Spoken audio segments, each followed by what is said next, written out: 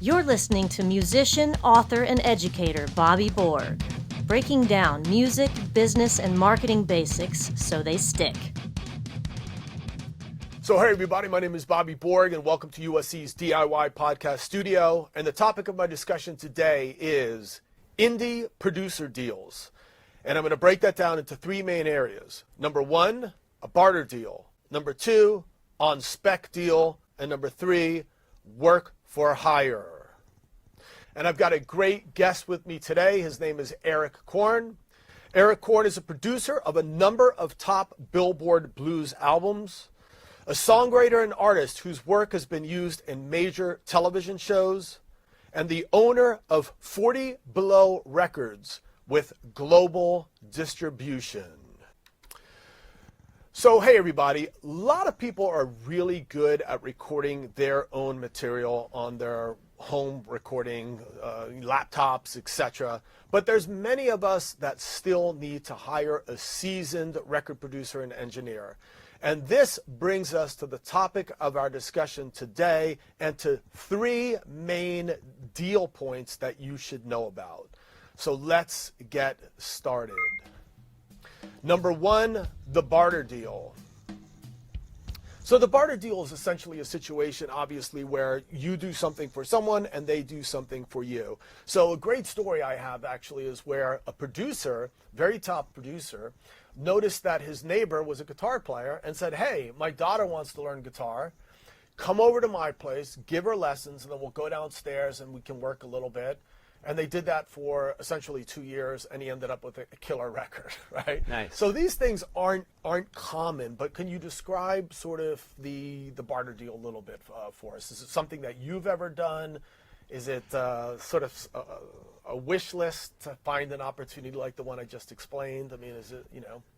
Well, I think that the barter deal can be a really good way to go when you're starting out, and it's a great way to build your network because you can take some of your strengths and you can share those with somebody who has a weakness in that area, and then they may have a strength in an area where you have a weakness. Sure. And it's a great way to collaborate and sort of combine skill sets, right, as well as to just flesh out your network. I think it's something that's going to be a little more likely for developing artists Sure. and producers, Sure.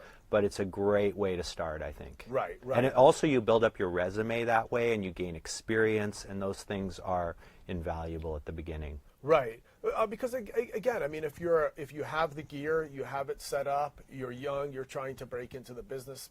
Maybe I think both parties ultimately at the end of the day win, right?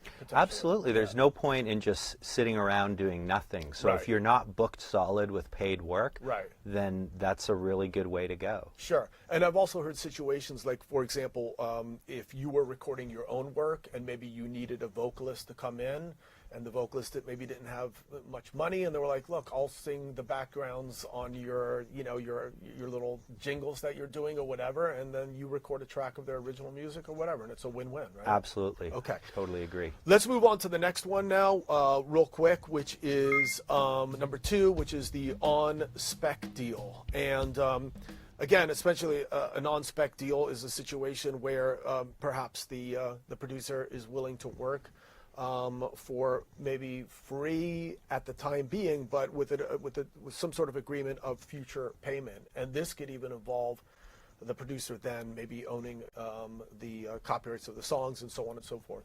Can you describe this situation a little bit more? And is it something that you would be willing to do, or something that's common?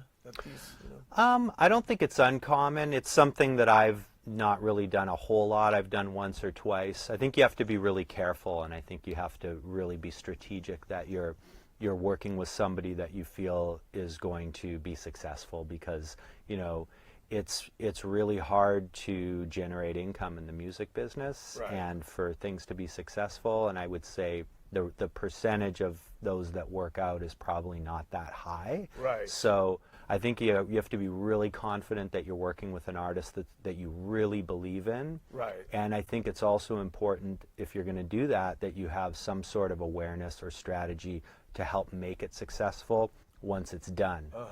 Yeah. Right. So it's not just, recording people and then just hoping that sometime in the future it's going to pop and you're going to get your sort of your return on your investment, right? Right. I mean, one of the reasons I started a record label is just to take something that I thought was really incredible and to help it succeed, in the marketplace. Right. It's one thing to have a great record, but if you don't have a strategy for it, as you well know, then, it's probably not going to go anywhere. Yeah. The interesting thing is a lot of times I think I see younger producers and engineers want to actually have a piece of it because they're afraid that they're going to record and spend their time on this artist and they're going to go off and make it huge and they're going to get left in the background, so to speak.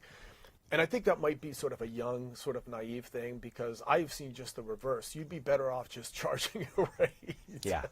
Right? I charge a day rate and I work really hard for it. Right. But at the end of the day, I have bills to pay, and I think it depends on where you're at in life. I think if you're just starting out in life and you don't have kids and a mortgage and stuff like that, then you have the opportunity to take more chances doing that. I think if you're a little further along and you've got responsibilities, then you need income and you don't have the ability to take those kinds of risks on spec deals. Okay, great. And this brings us to the topic of our next discussion, which is essentially work for hire. So a work for hire relationship exists where essentially it's like it sounds.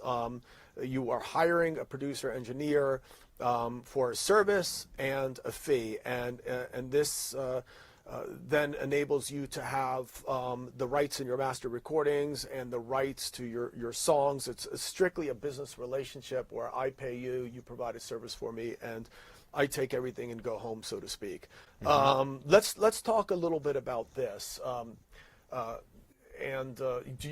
This is primarily the relationships that you typically have outside of the record label deals that you establish, correct? Yeah, almost exclusively. Yeah, I work for hire. Yeah. I also have I'll ask for a royalty on the back end, but I don't ask for that until the recording costs have been recouped. I see. So the way I look at it, since I'm a producer engineer, I have a day rate, and that's my fee to engineer.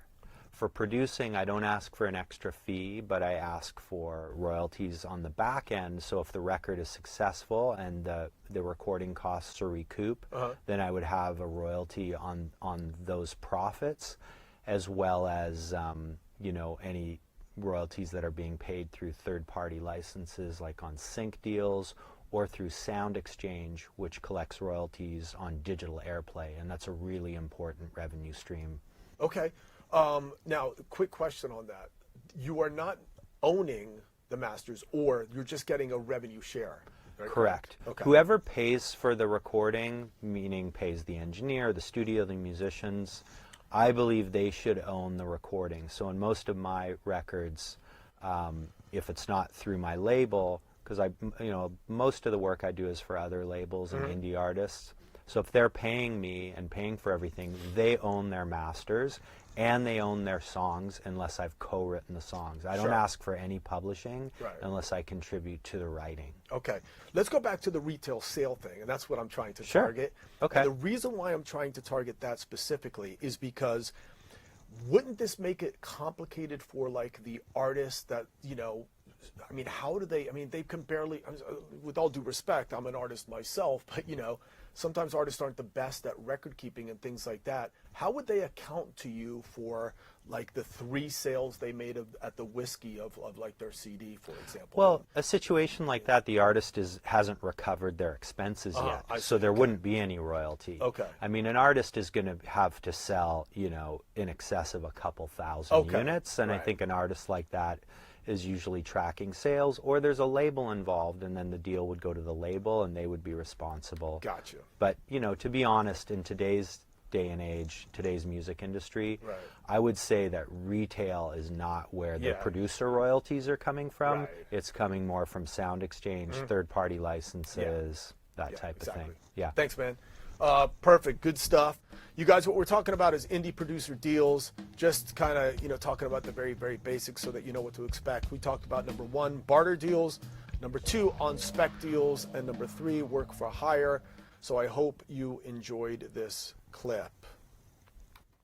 So, hey everybody, my name is Bobby Borg, and we're just trying to break down music business and marketing basics so that they stick. Please be sure to check out other clips, and also please be sure to share, comment, like, subscribe, etc. And if you want to get a hold of me and Eric, Mr. Eric Corne, you should check out the book, The 5-Star Music Makeover, and also look out for Mr. Corne's future authorship as well. He has a new book coming out sometime in the future, I hope, right? Yeah. So also be sure to check out Business Basics for Musicians and Music Marketing for the DIY Musician, now in their 2nd revision. And as I always say at the end of this podcast, you guys, peace, and thank you very much for watching.